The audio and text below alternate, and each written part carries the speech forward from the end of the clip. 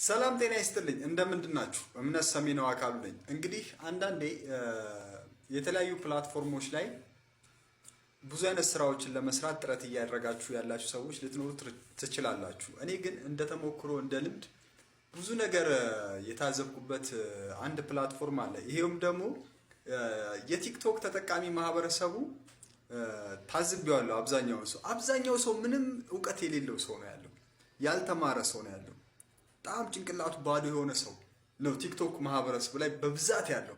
ጥቂት ሰዎች ብቻ ናቸው ሰዎችን ለማስተማር የተሻለ ነገር እንድታገኝ የሆነች እውቀት ቲክቶክ ላይ ያለብን ክፍተት እየሞላህ ወደ ቫይራል እንድትሄድ ምናምን የሚጠቅሙ ሰዎች ጥቂት ሰዎች ናቸው። አብዛኛው ዜሮ ነው ጭንቅላታቸው። ዜሮ መሆናቸውን በብዙ አይነት መልኩ ልታዩ ትችላላችሁ። እናንተ ፎሎ አድርጋችኋቸው እነሱ ፎሎ ባክ ከመለሱላቸው በኋላ ከተወሰነ ደቂቃ በኋላ አንፎሎ ያደርጓቸዋል። ይሄ ጭንቅላታቸው ባዶ መሆኑን ያሳያል።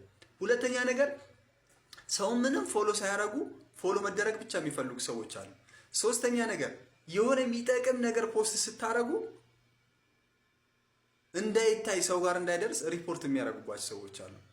ባዶ ጭንቅላቶች ናቸው። እነሱ አለማየት ከፈለጉ አሳልፈው ማለፍ ይችላሉ። እናንተ ጋር ቪዲዮ እንዳይደርስ የሚፈልጉ የእናንተ ቪዲዮ እነሱ ጋር እንዲደርስ የማይፈልጉ ከሆነ ማሳለፍ እኮ ይችላሉ። ግን ሆን ብለው አንዳንዴ በቅናት ምን ያለ ፊት በምን አይወዛም ነው የሚባለው። እንደዚህ አይነት ሰዎች ናቸው ያሉት። በጣም አስመሳዮች፣ አሽቋላጭ ሰዎች ናቸው ያሉት። የማይረባ ጭንቅላት ያላቸው ሰዎች፣ ደደቦች ናቸው ያሉት በብዛት። ስለዚህ እናንተ ደግሞ ይህንን ነገር በምን ሰብራችሁ መውጣት ትችላላችሁ መሰላችሁ? በተከታታይ ኦሪጂናል ሳውንድ የሆኑ ቪዲዮዎችን ምንም የሳውንድም ሌላ ቅጅ የሌለባቸው የሚያስጠይቅ ምስልም ያለባቸው ቪዲዮዎች አትልቀቁ። ኦሪጂናል የሆኑ ቪዲዮዎችን በመልቀቅ ሰብራችሁ ማለፍ ትችላላችሁ። የፈለገ ነገር ምንም ነገር ቢያደርጉ ምንም ነገር አያመጡም። ለምን? የምንለቁት ቪዲዮ ኦሪጂናል ሳውንድ፣ ኦሪጂናል ምስል። በዚህ ያሸንፏቸው። ሌቭላችሁን አሳድጉ። ሁለተኛ ፎሎወር ችግር የለውም። ፎሎወር በአንዴም ሊመጣ ይችላል። 100,000 200,000 የሆነ ቪዲዮ ቫይራል ወጣላችሁ ማለት 100,000 200,000 10,000 20,000 በጣም ሲምፕል ነው፣ ታገኙታላችሁ ፎሎወር። ዋናው እናንተ ስራ መስራት ነው ያለባችሁ። ላይካችሁ እየጨመረ ይምጣ። ቪዲዮአችሁ አሪፍ ቪዲዮ እየጨመረ ይምጣ። ቪዲዮ ጊፍታችሁን አስከፍቱ። በዚህ አሸንፋችሁ መሄድ ትችላላችሁ እንጂ ህብረተሰቡ ዩቲዩብ ላይ ያለ ማህበረሰብን ተመልከቱ። ሰብስክራይብ አረጋ አይደለ? ከተመቸው ቪዲዮ ነው ያለ፣ ካልተመቸው በቃ አለቀ። የተማረ ሰው ያለው ዩቲዩብ ላይ ነው። እውነቴን ነው የምነግራችሁ። ጭንቅላት ያለው ሰው ያለው ዩቲዩብ ላይ ነው የሚሰራ። ክሬተሮች ያሉት በብዛት ዩቲዩብ ላይ ነው። ወይ ሰብስክራይብ ያደርግልሃል፣ ሰብስክራይብ አረጋል። አንሰብስክራይብ አንተን ለማድረግም ራሱ ትኩረት አያደርግም።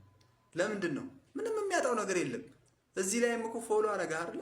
ፎሎ ስላረገ ምንም የሚያጣው ነገር አለ? የሚከፍለው ግብር አለ? ቀረጥ አለበት? የለም። እንደውም የሆነ ቀን አንተ አይተህ ፎሎ ባክ ልትመልስለት ትችላለህ። ስለዚህ ቲክቶክ ላይ ያለ ማህበረሰብ ዝም ብሎ ከመሬት ተነስቶ ስልኩን አመጣ፣ ያዘ፣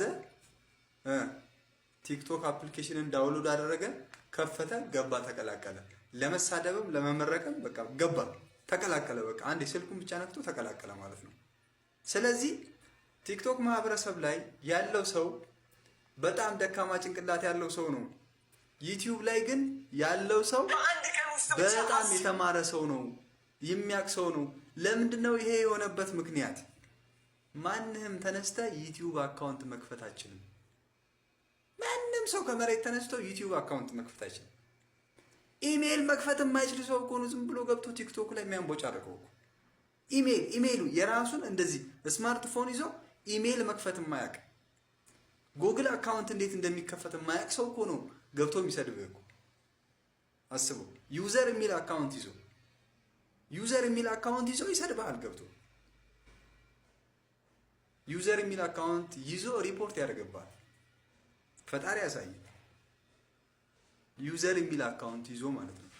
ስለዚህ ዩዘር አካውንት ያላቸው ሰዎች ምን ማድረግ አለባቸው? ምንም የማያውቁ ደደቦች ናቸው ነው በቃ። በአጠቃላይ ዝም ብሎ በስልክ ነው ከፍቶ የገባው። ስለዚህ ዩቲዩብ ላይ ያለ ሰውና ቲክቶክ ላይ ያለ ሰው ሰማይና ምድር ጫማና ኮፍያ ነው።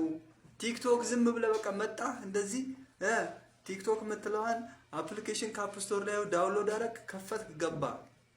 ዩቲዩብስ ኢሜል መክፈት አለብህ፣ ጉግል አካውንት መክፈት አለብህ፣ ስንት ነገር አለ። ስለዚህ ልዩነት አለው። ቲክቶክ ላይ ባሉ ሰዎች ብዙም አትበሳጩ፣ እዚህ ጋር ባዶ ናቸው ለማለት ፈልጌ ነው። አመሰግናለሁ።